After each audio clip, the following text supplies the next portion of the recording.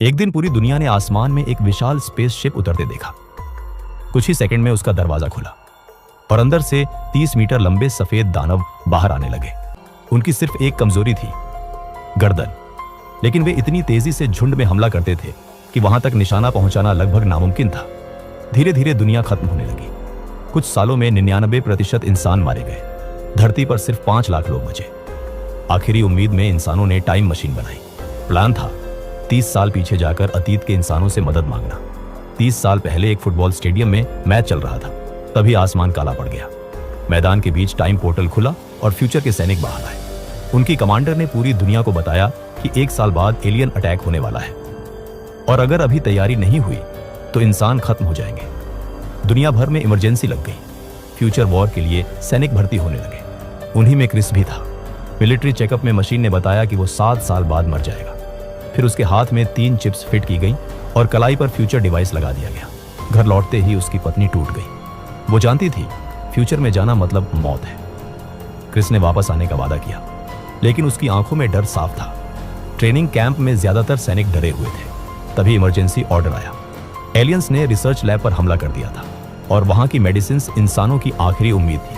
बिना तैयारी सभी सैनिकों को तुरंत फ्यूचर भेज दिया गया, लेकिन ट्रांसपोर्ट के दौरान सिस्टम खराब हो गया। सैनिक हजारों फीट ऊपर आसमान में पहुंच गए और नीचे गिरने लगे। कई लोग वहीं मर गए। क्रिस एक बिल्डिंग के स्विमिंग पूल में गिरकर बच गया। हजारों में सिर्फ कुछ दर्जन सैनिक जिंदा बचे थे। तभी आदेश मिला, रिसर्च लैब से मेडिसिन निकालो। लेकिन 10 मिनट बाद पूरा शहर बॉम्बिंग में उड़ाया जाने वाला था।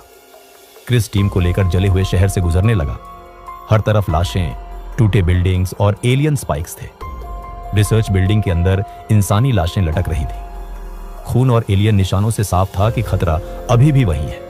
आखिरकार मेडिसिन मिल गई, लेकिन बाहर निकलते वक्त छत पर छिपे व्हाइट स्पाइक्स ने हमला कर दिया।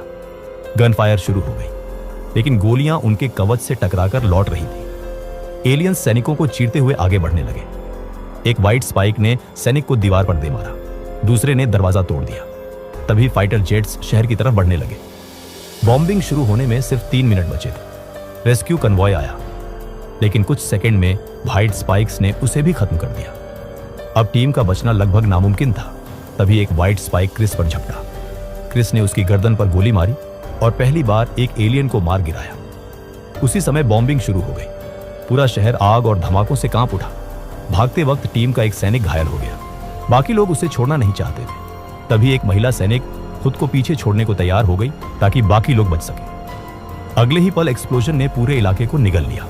क्रिस फ्यूचर बेस के मेडिकल कैंप में जागा। उसे पता चला बाकी टीम मारी जा चुकी है। फिर उसे बेस कमांडर ने बुलाया। वह मेडिसिन बचाने पर उसकी तारीफ कर रही थी। तभी क्रिस ने उसका नाम सुना। वो उसकी अपनी बेटी थी, वही छोटी बच्ची जिसे वो 30 साल पहले छोड़कर आया था। लेकिन रुकने का वक्त नहीं था। कमांडर ने बताया कि मरा हुआ एलियन सिर्फ मेल था। असल खतरा एक विशाल फीमेल व्हाइट स्पाइक थी, जिसके डीएनए से ऐसा एंटीडोट बनाया जा सकता था जो पूरी एलियन स्पीसीज खत्म कर दे।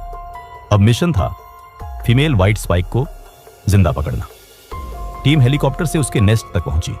वह घाटी के नीचे अंधेरे में छिपी थी।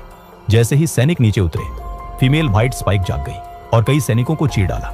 कमांडर तुरंत नेस्ट में घुसी। फीमेल बाकी एलियन से कहीं ज्यादा विशाल और खतरनाक थी। सैनिकों ने ट्रैंक्विलाइजर डार्ट से उसे कमजोर करना शुरू किया। भयानक लड़ाई के बाद वे उसे आयरन केज में बंद करने में कामयाब हो गए। लेकिन तभी जंगल से हजारों व्हाइट स्पाइक्स निकल आए।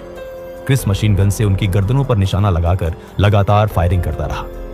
इसी दौरान उसने अपनी बेटी को फीमेल के पंजों में फंसा देखा। वो तुरंत आगे बढ़ा और कमांडर को बचा लिया। ऊपर टीम केज खींच रही थी, लेकिन नीचे एलियंस लगातार बढ़ते जा रहे थे। तभी हेलीकॉप्टर पर हमला हुआ और वो क्रैश हो गया। किसी तरह क्रिस और कमांडर फीमेल व्हाइट स्पाइक को लेकर फ्यूचर बेस लौट आए। साइंटिस्ट्स उसके जहरीले खून से एंटीडोट बनाने लगे।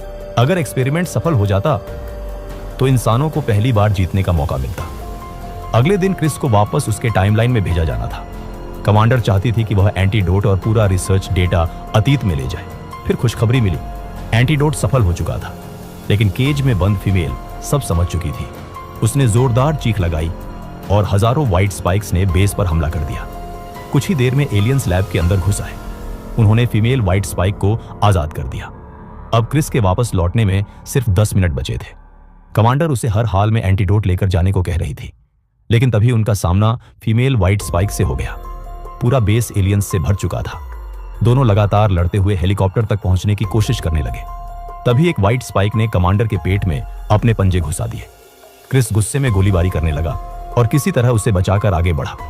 उसी दौरान एक विशाल जहाज बेस से टकराया और पूरा इलाका एक्सप्लोजन से भर गया। कमांडर की हालत बिगड़ती जा रही थी, फिर भी उसने क्रिस से कहा उसे हर हाल में एंटीडोट लेकर वापस जाना होगा।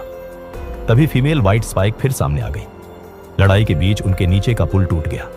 कमांडर नीचे लटक गई, जबकि फीमेल उसका पैर पकड़कर खींचने लगी। ऊपर टाइम पोर्टल खुलने में सिर्फ 3 सेकंड बचे थे। कमांडर समझ गई, अगर उसने खुद को नहीं छोड़ा तो एलियन भी ऊपर पहुंच जाएगी और इंसान कभी नहीं बचेंगे। इसलिए उसने धीरे से क्रिस का हाथ छोड़ दिया और फीमेल व्हाइट स्पाइक के साथ नीचे गिर गई। क्रिस उसे बचाने के लिए कूदा, लेकिन उसी पल टाइम पोर्टल खुल गया। अगले ही सेकंड वो अपने टाइमलाइन में वापस पहुंच चुका था। उसके हाथ में एंटीडोट था, लेकिन उसकी बेटी अब उसके साथ नहीं थी। और यहीं कहानी का पहला भाग खत्म हो गया। अब सवाल सिर्फ एक था, क्या क्रिस समय रहते एलियन अटैक रोक पाएगा या फ्यूचर फिर भी वही रहेगा?